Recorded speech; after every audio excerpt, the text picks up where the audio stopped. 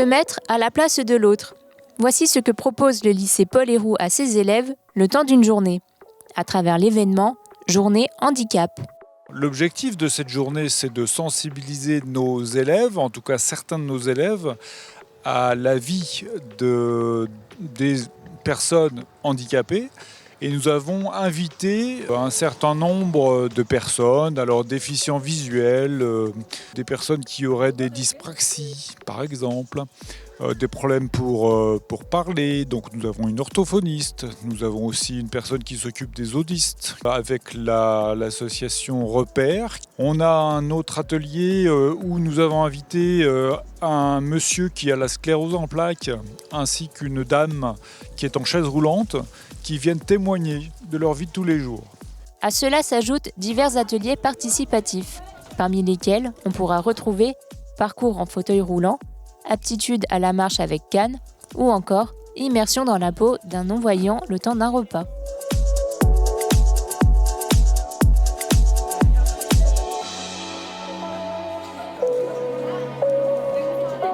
Non, un peu plus haut. Un peu plus haut la table. Un petit peu plus haut. T'arrives bientôt. Là, il est là, ton verre. Dans le noir et tout, c'était compliqué. Je me mets vraiment à la place d'eux et je comprends totalement leurs difficultés dans le quotidien. Des ateliers de tests de motricité sont également mis à la disposition des élèves. L'idée aujourd'hui, c'était d'utiliser le support du mur interactif, le jeu, l'activité motrice, pour montrer, en fonction du type de handicap auquel on est confronté et des séquelles de cette catégorie de handicap, que le corps va trouver des stratégies de contournement pour la réalisation des activités motrices. Par exemple, effectivement, on a pu utiliser des coussins d'équilibre pour simuler les conséquences d'un traumatisme crânien lourd, les troubles de l'équilibre par exemple. On a utilisé des fleurets pour la paraplégie pour pouvoir atteindre les lignes supérieures du jeu. On a utilisé des frites de piscine pour simuler des pertes de force dans les muscles.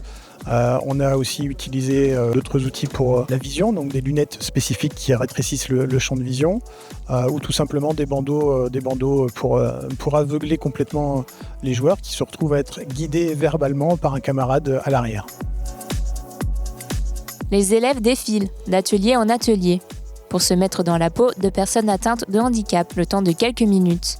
Quelques minutes qui suffisent à faire passer le message.